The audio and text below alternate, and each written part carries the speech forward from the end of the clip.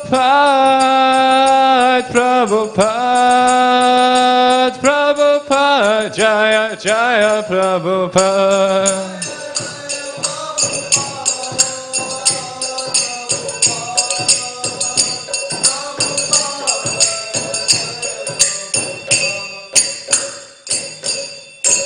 Jam Vishampad Param Sivaraj Kachara Shrota Rashanta Samangri Sabhacharan Bhaktiranta Samishnu Prabhupada Ke Jai Krantarachima Bhagatam Ke Jai Nitya Guru Premanande Hare Hare Bom.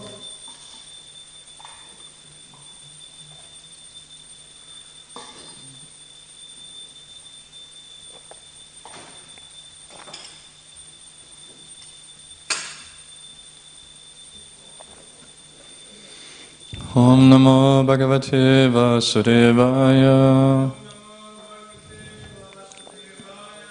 Om Namo Bhagavate Vasudevaya.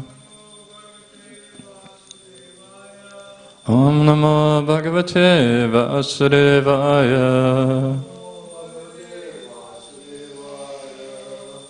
Hare Krishna. Today we are reading Srimad Bhagavatam, Canto 2, Chapter 9, text 19. Tam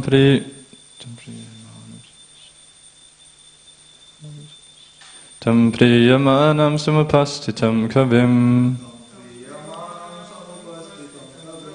Tam priyamanam samapastitam kavim. Praja visarge nicha shasanarhanam. Praja visarge nicha shasanarhanam. Babasha ishat smita shotisha gira. Babasha ishat smita shotisha gira. Priya priyam pritamana kares prisham. Priya priyam pritamana kares prisham. Tam priyamanam samapastitam kavim. Praja visarge nicha shashanarhanam. Babashe ishat smita shotisha gira. Priya priyam pritamana kares prisham.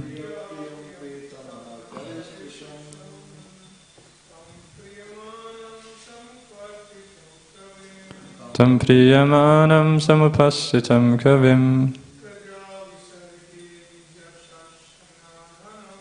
Praja visarge nicha shashanarhanam.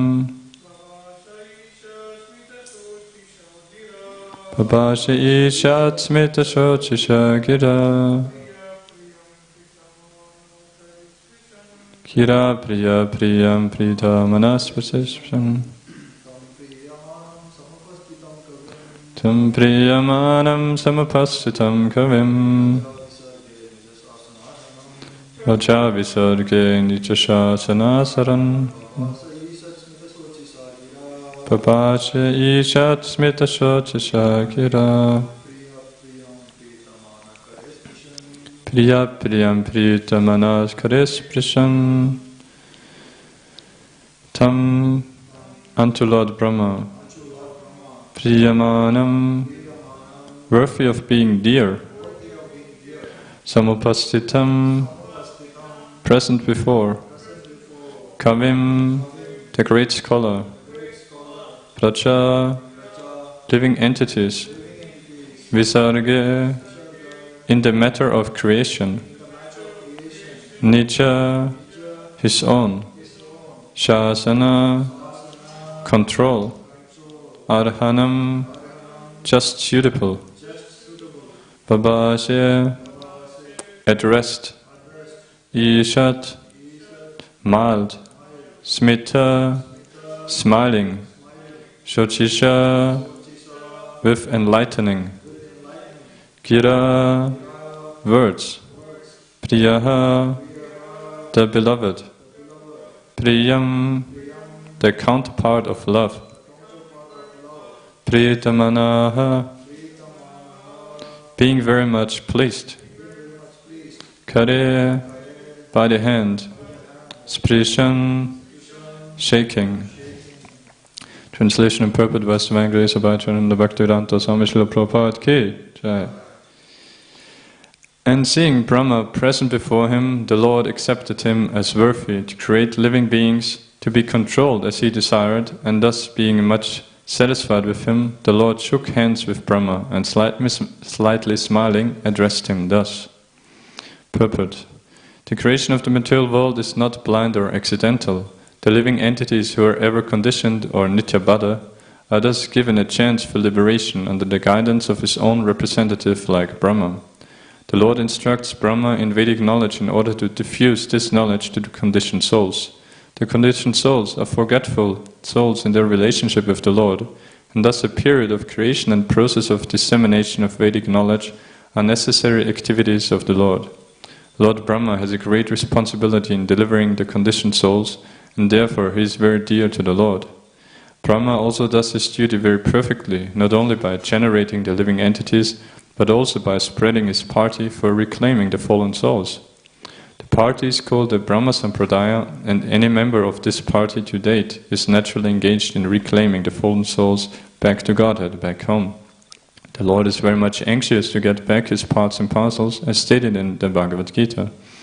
No one is more dear than the one who takes the task of reclaiming the fallen souls back to Godhead. There are many renegades from the Brahma Sampradaya whose only business is to make men more forgetful of the Lord and thus entangle them more and more in material existence. Such persons are never dear to the Lord, and the Lord sends them deeper into the darkest region of matter, so that such envious demons may not be able to know the Supreme Lord. Anyone, however, preaching the mission of the Lord in the line of the Brahma Sampradaya is always dear to the Lord, and the Lord, being satisfied with such a preacher of the Orthodox Bhakti cult, shakes hands with him in great satisfaction. Om Jnanatimirandasya Gnananjana Shalakaya Chakshurun Militam Yena Tasmai Shri Gurave Namaha Shri Chaitanya Manobhishtam Stapitam Yena Bhutale Svayam Rupa Gadamayam Dadati Svaparantikam Vandeham Shri Guru Shri Uttaparkalam Shri Gurun Vaishnavamscha Shri Rupam Sakrachatam Sahagana Raghunatham Vitam Tam Sachivam Sadvaitam Savadutam Parichana Saitam Krishna Chaitanya Devam Shri Radha Krishna Padan Sahagana Lalita Shri Vishakhan Vitamshta Hey Krishna Karuna Sindhu Dina Bandhu Jagatpate Gopesha Gopika Kanta Radha Kanta Namostate Tapta Kanchana Gaurange Radhe Vrindavaneshwari Vrishabhanu Sate Devi Pranamami Hare Priya Vancha Kalpatarubhascha Kripa Sindhubhaya Vacha Patitanam Pavanebhyo Vaishnavebhyo Namo Namaha Jai Shri Krishna Chaitanya Prabhu Nityananda Shri Advaita Gadadhara Srivasadi Gaura Bhaktarinda Hare Krishna Krishna Krishna Hare Hare Hare Rama Rama Rama Hare Hare. Hare Krishna, welcome to Srimad Bhagavatam class. So we are reading about, first we heard how Lord Brahma was bewildered climbing down the lotus stem of which he was born from, or on the flower down the stem, and then not finding anything, getting the instruction to perform tapasya, and doing this under the instruction of the Lord, gaining his mercy. Then we heard how the Lord showed him the Vaikuntha, the spiritual world, directly. And now we hear how he got further, like the Lord, how he proceeded to give mercy to Lord Brahma. I'll just read yesterday's verse also, and because I myself was not here. Lord Brahma, thus seeing the personality of Godhead in his fullness, was overwhelmed with joy within his heart, and thus in full transcendental love and ecstasy, his eyes filled with tears of love. He thus bowed down before the Lord. That is the way of the highest perfection for the living being, Paramahamsa. So the last few verses we heard then the transition from how he saw the other features of the spiritual world, including the goddess of fortune massaging Lord Narayan's lotus feet and singing his glories, and all the other servants who were there, whom Lord Brahma could see performing their devotional service, including all the doorkeepers and also all the different energies personified, as well as all the different aspects of religion. The Vedas personified, the 4 Vedas, advising the Lord. So we heard all of these different devotees, his associates, directly there, whom Lord Brahma saw. And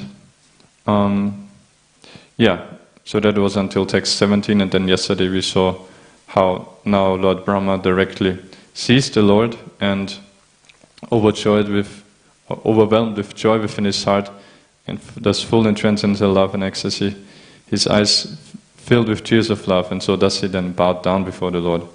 So, and now after bowing down, in today's verse we hear how the Lord reciprocated with Lord Brahma by immediately actually shaking hands with Lord Brahma, and of course smiling, and then from tomorrow onwards we hear how the Lord addressed Lord Brahma. So,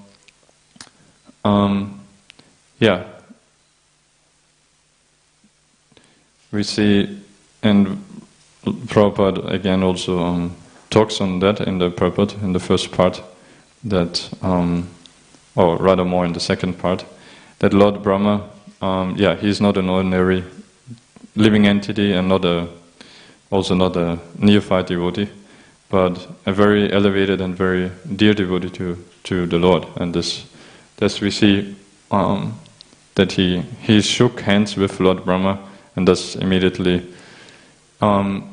showing him that he can be fully assured of having the Lord's mercy. He doesn't need to fear of whether he would be able to do the service or anything like that, but rather the Lord immediately assured him, yes, you're doing that under my instruction, you're doing that under my will, and thus you don't need to worry whether you will be able to do it. Your only concern can be to always remember me and do it under as service to me, in order to trying to please me, and thus you will be successful in all respects. And in fact, Srila Prabhupada in a few purports, I'm not sure if I'll be able to find it now, but he actually explains that if someone is acting under the instruction of the Lord, trying sincerely to fulfill his desire, then there's no chance of him not being successful, actually, because we know in devotional service it's the devotee knows that he is actually not the doer, but that we are fully dependent on the Lord, and being regarding now, while we're in the material world, we know in this body we are. There's 5 doers, as Krishna explains in Bhagavad Gita, and we are only one of them. So the soul is one doer, but then there is the body itself, the senses of the body, and what is the other one he mentions there? Time? No, I don't think. But something like circumstances, time, or one of these factors he also mentions. Can't remember exactly. And then, of course, the most important doer is himself as the super soul. So, the devotee knows that he is dependent on the Lord, that he simply wants to be engaged as an instrument, and he never claims any credit for that. And thus, and that's why the Lord from the devotee, he doesn't feel proprietorship over the activity, because he knows that he's not the doer, and so he's akartu. He thinks himself as not the doer, not as the kartu, and the Lord from his side then naturally fully wants to empower this devotee to be successful in the devotional service that he is doing. But also, we know success is actually the only important success is that the devotee sincerely tries fully to simply please the Lord. And externally then it sometimes may seem successful and sometimes not. That's up to the will of the Lord which result he wants to award. But, so there's in one purport, for example, Srila Prabhupada says, that's in 3rd Canto, chapter 13, that if one serves faithfully, there's no possibility of frustration because the Lord himself takes charge of the devotee's advancement. So, as we know, yata mam prapatyante tam sataiva pachamyaham, that it is according to the surrender of the living entity to the Lord, of how the Lord reciprocates. And if a devotee knows himself fully dependent on the Lord and thus serves him faithfully, then the Lord personally takes fully care of the devotee. And taking fully care of the devotee doesn't mean just also materially and everything, but it means most importantly to fully take care that the devotee will at every moment will have full facilities and inducement to get nearer and nearer to the Lord, to get deeper in his relationship, in his loving transcendental service to the Lord. And that is one other point that remember Prabhupada mentions in one purport as well, that for the devotee there is no, I think Lord Kapila mentions that when he glorifies devotional service, might be chapter 25, I'm not sure, that there is no question of losing any of his possessions. And Prabhupada explains there, why is that? What that most importantly means is because, it's right here. So Lord Kapila is saying that because the devotees accept me as their friend, relative, son, etc., they cannot be deprived of their possessions at any time. And so how is that? It doesn't necessarily mean that they might never lose anything material, but what it most importantly means is that because those who are fixed in their relationship with the Lord, in their service to the Lord, they cannot lose anything because that very relationship with the Lord is eternal, as Prabhupada explains there. And thus, this relationship cannot be destroyed. And it's very nice also, two more points that Prabhupada mentions in the purport is that, because like Kapila mentioned, there are the different melos, the forms of relationship that devotees have with the Lord, and one of them is friendship. And so Prabhupada points out there, giving us a contrast to the problems that we face in material relationships with friends, is that we, even between friends, because we are, as conditioned souls, we have the tendency to cheat. So even between friends, many times cheating takes place. Whereas Prabhupada says that Krishna should be accepted as our best friend because he will never cheat.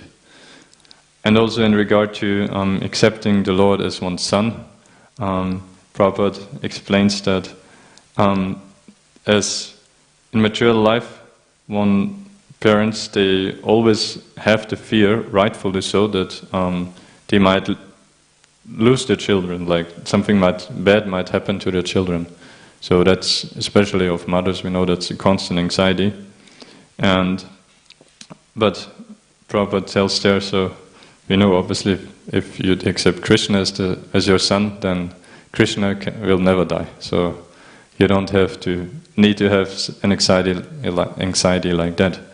But at the same time, we know, paradoxically, actually then, especially in those kind of relationships, in the higher ones, like Vatsalya, parental relationship, or then motherly, of course, that Krishna, to increase the love with his devotee, from his devotee, he actually does employ his Yogamaya potency to cover the devotee's knowledge of his Aishvarya, of his knowing him to be the Supreme Lord who can never be harmed in any way, and thus just so that but that is, that is spiritual anxiety, that is ecstatic love, that then, like Mother Yashoda, we celebrate this month especially, that she does have great anxiety over the welfare of Krishna, and that's why she runs after him and binds him with the rope, and thinking that they have to educate, even not just to take care of him in like an immediate way, but also to educate him that as he grows up, that he doesn't do mischief in which he might get into danger, but that he is a nice boy and will grow up as a good man and have a safe, nice life. So Yogamaya, then she covers those pure devotees so much so that they consider him an ordinary man. But still the same point remains, that they can never be deprived of their possessions, namely of their loving relationship with the Lord. And so, I'll quickly...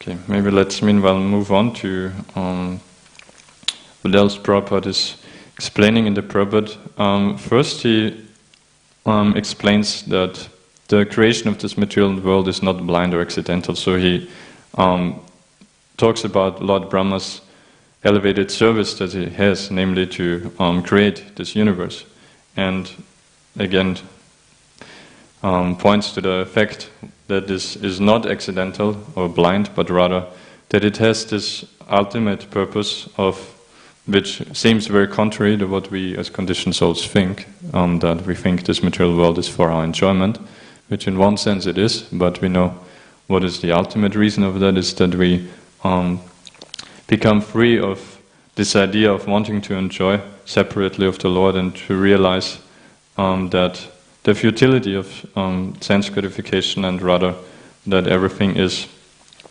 meant for the pleasure of the Lord. Also, Kadama Muni nicely in his prayers to the Lord before, like under the instruction of Lord Brahma, when he performs his meditation for 10,000 years to please the Lord, and thus be able to properly beget progeny under the instruction of his father Lord Brahma.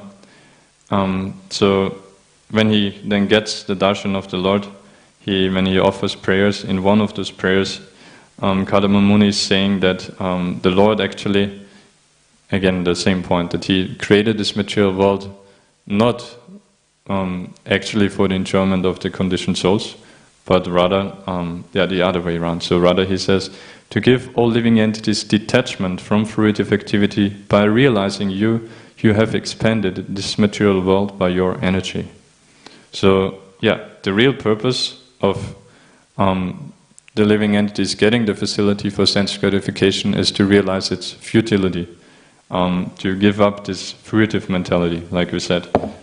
This sense gratification entails that you think yourself the doer, and thus you feel that you have the right that, okay, I'm working hard, I'm doing this, so I expect some enjoyment from that. I deserve it. That's what we think as conditioned living entities.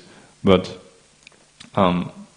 actually we should realize that even though I work so hard and I try everything to bring happiness, it doesn't, many times it doesn't come as we would like it, and so that's how the living entities should then come. But by that alone they won't be able to realize. That's why the Lord is so merciful that He Himself appears and also always employs His devotees, which is the other point that Prabhupada is explaining there. We'll come back to that. That's why, like Guru Maharaj, I remember he says the actual purpose of the material world is to provide contact points of facilities of the conditioned souls with the Lord's devotees. Because that's then the actual real opportunity to realize the futility of material enjoyment and our loving relationship with the Lord. Because, to some extent one can, if someone is a bit fortunate, you can understand theoretically, okay, something's wrong, this material life, it doesn't work out as we think it should, namely to get happiness by being nice, by working hard. But then we need the association of pure devotees to really realize why it is like that, and to realize, to engage in devotional service, and thus realize our constitutional position as an eternal servant of the Lord. So that's why the service, like we mentioned previously, of Lord Brahma is very confidential. It's not like when we hear that Lord Brahma actually he's the Lord himself, Mahavishnu, he's the actual creator. From him everything emanates, all the universes and all elements, everything is already there in an unmanifest state. So, and then again he always has to enters the Skabodakasha Vishnu and as time, and glances then in every step onto Prakriti to agitate it for the creation of the elements and all of that, so that the actual creator is the Lord himself. And so we say sometimes Lord Brahma, he's just like an engineer of this material world. And that might sound he's materially empowered, but not like such a great service being engineer of matter. But actually, when we understand the purpose behind it, as we discussed, then we understand that it is a very confidential service, because for that reason, because the Lord, he feels pain seeing the living entities in suffering, in their forgetfulness of the relationship with him. And so he's very anxious to get them back, and that's why this service is important. And not only in Lord Brahma, as Prabhupada points out, he doesn't not only create this material world, but he also has his own, he preaches as well. So he has his own sampradaya, of which we are fortunate enough to be part of by Srila Prabhupada's mercy. And that is then the even more confidential service, of course. And Prabhupada quotes then there, then because the Lord is so anxious to reclaim the fallen souls, he himself states in Bhagavad Gita, any one of you can quote the text, that no one is more dear than the one who takes the task of reclaiming the fallen souls, which in Bhagavad Gita says no one is more dear than the one who explains this knowledge, the Bhagavad Gita, to others. Nachaman, I can't remember. Manushyajo Kriya. Important verse we should know in 18th chapter. So that's why the Lord himself stresses the importance of preaching, and Srila Prabhupada, of course, he's someone he is Prabhupada, which means, like Toshin Krishna Prabhu recently explained a bit on that, of the great significance of the title Prabhupada. It can even refer, as he said, to the Lord himself, like Kashi Mishra addressed Sri Chaitanya Mahaprabhu. I'm not going into that now, but because it means that the master under Prabhupada, so under whose lotus feet many, I think like many other devotees are, something like that. But we know in terms of great acharyas, it generally means that under his lotus feet there are many other Prabhus, many devotees get shelter. And so we know there's no greater acharya than Srila Prabhupada, who made so many devotees and set up ISKCON. So he absolutely took up this spirit of the Lord and of Lord Brahma, of our sampradaya, of preaching the Lord's glories. And not only glorifying the Lord, but directly, but appealing in whatever possible way to the fallen souls to give up their futile attempts of material enjoyment and accept the causeless mercy of the Lord and His devotees. And so we're on time now. Krantarachima Bhagavatam Ki Jai. Srila Prabhupada Ki Jai.